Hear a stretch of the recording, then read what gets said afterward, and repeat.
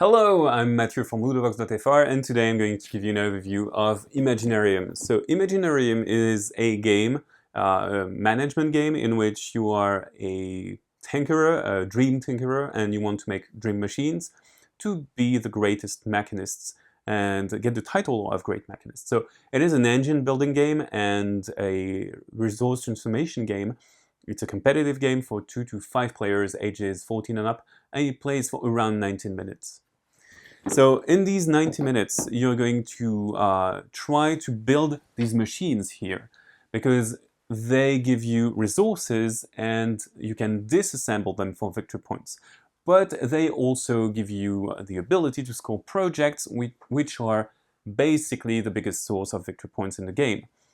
When you fulfill a project, when you meet its condition, you get victory points that you put behind your screen, your player screen.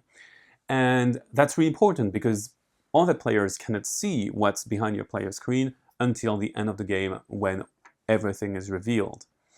So every player has a screen and a player mat, and the player mat is the action mat with the machines, the repaired machines, and the assistants that you might have recruited. So how do you play Imaginarium? This game plays in rounds, and the rounds play in different phases. So the first phase of a round is the planification phase. You're going to plan your turn, to schedule your turn, and you're going to do that with the planning track.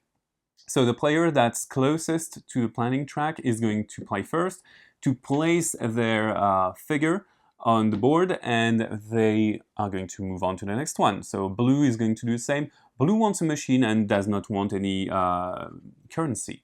So blue wants to get resources with this machine. So placing blue's figure here allows blue to buy this machine for themselves and to get that machine and to be able to repair it. And myself, orange, really wants to be able to transform resources into crystal, so I'm going to be there. And then once all the players have planned their turn, we are going to move to the making phase. So that is the basic action phase. And again, this track is really important because the first player is going to be the first that is met here. So it's going to be me, yellow. I'm going to first activate my machines. So I'm going to apply the effects in the tiny box here. So I get one coal currency and one wood. And then I'm going to pay for my card here. So I'm going to pay the sum of the figures here, so 4 in this case. I'm going to get the machine and it's going to be broken.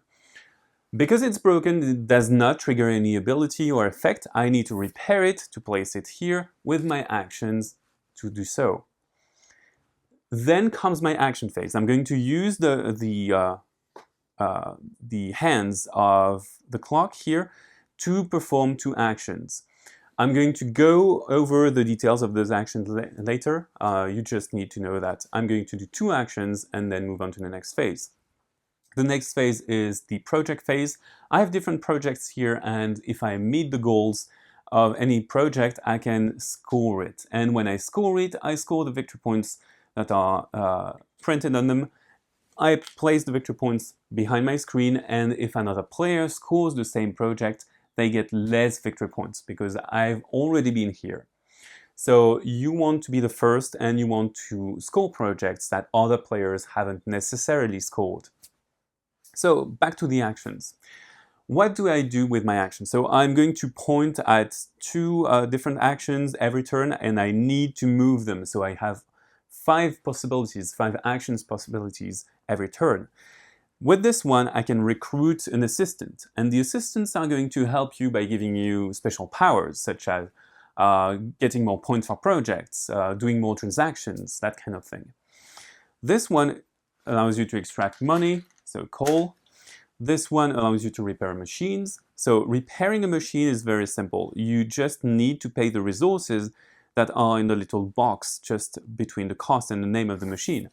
When you repair a machine, you place it on your mat on the active machine zone, and you're going to trigger the ability of the machine. Some machines have a one-off effect, like they attack players.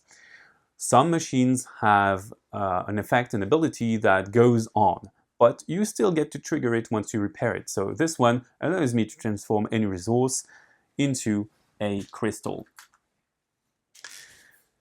This action slot allows me to make transactions. So I have 3 transactions. I can swap coal for any resource, or resources for coal, or coal for victory points. This one allows me to combine or decombine machines.